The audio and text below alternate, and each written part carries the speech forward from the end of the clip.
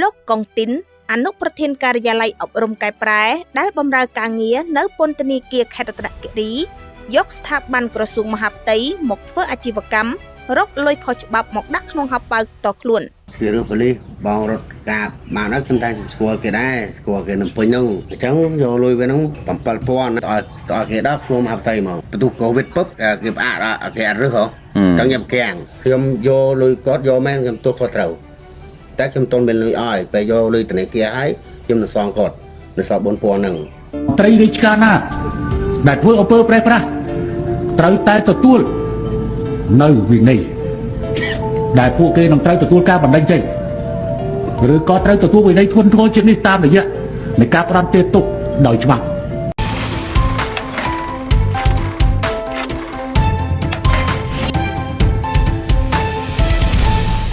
ខេត្តរតនគិរីកាលពីថ្ងៃទី27ខែវិច្ឆិកាឆ្នាំ2025មានប្រជាពលរដ្ឋមួយគ្រួសារ2នាក់ប្តីប្រពន្ធបានពឹងពាក់មកអង្គភាពសារព័ត៌មាន MDTV New យើងឲ្យជួយផ្សាយព័ត៌មានបកអាក្រាតមន្ត្រីពន្ធនាគារម្នាក់ដែលកំពុងបម្រើការងារនៅក្នុងពន្ធនាគារខេត្តរតនគិរីបុគ្គលម្នាក់នោះឈ្មោះកុងទីនមានតួនាទីជាអនុប្រធានការិយាល័យអប់រំកែប្រែបម្រើការងារនៅពន្ធនាគារខេត្តរតនគិរីលោកយឹកសូរីភេទប្រុសអាយុ36ឆ្នាំជនជាតិតំពួនសញ្ជាតិខ្មែរមុខរបរកសិករមានទីលំនៅបច្ចុប្បន្នភូមិជ្រីសង្កាត់យក្សឡោមក្រុងបន្លុងខេត្តរតនគិរីដែលមានភរិយាឈ្មោះម៉ងចន្ទាបានរៀបរាប់នៅក្នុងលិខិតមួយច្បាប់ប្រាប់មកដល់អ្នកសារព័ត៌មានយ៉ាងថា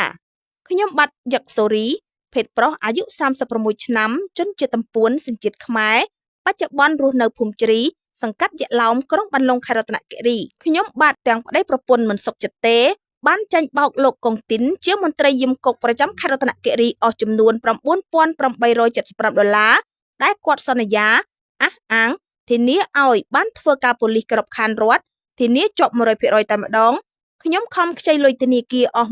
$10000ដើម្បីបានការងារគ្រប់ខណ្ឌជាប៉ូលីសគឺគាត់ចាប់ផ្ដើមយកថវិកាចំនួន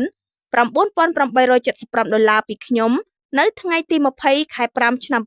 2020គាត់បាននិយាយថា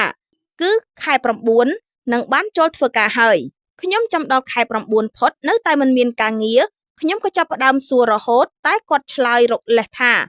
ម្ដងឆ្នាំក្រោយម្ដងឆ្នាំនេះម្ដងតិចទៀតគាត់ធ្វើឲ្យខ្ញុំអស់សង្ឃឹមនិងទំនុកចិត្តដែលគាត់សន្យាថាឲ្យជាប់ប៉ូលីសមន្ត្រីគ្រប់ខណ្ឌ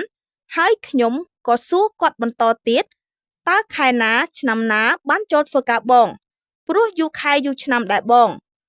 ក្រោយមកគាត់ឆ្លើយតបថាឆ្នាំក្រោយទៅបានខ្ញុំសួរគាត់រាប់ភ្លេចហើយពាក្យដដែលតែគាត់ឆ្លើយដដែលឆ្នាំក្រោយមិនចេះអស់ចាំគាត់អស់រយៈពេល6ឆ្នាំហើយមកដល់ឆ្នាំ2025នេះខ្ញុំបាទទាំងពីរអ្នកប្តីប្រពន្ធសំណូមពរទៅឯកឧត្តមអភិបាលខេត្តរតនគិរីនិងមន្ត្រីពាក់ព័ន្ធមេត្តាជួយរកយុត្តិធម៌ដល់គ្រួសាររបស់ខ្ញុំដែលជាជនរងគ្រោះដោយក្តីអនុគ្រោះផងដោយឡែកលោកកុងទីនបានប្រាប់មកអ្នកសារព័ត៌មានថាគាត់ពិតជាបានយកលុយរបស់ឈ្មោះយឹកសូរីទៅរត់ការឲ្យចូលក្របខ័ណ្ឌប៉ូលីសពិតប្រាកដមែនប៉ុន្តែមិនដូចការចាប់ប្រកាន់របស់លោកយឹកសូរីថា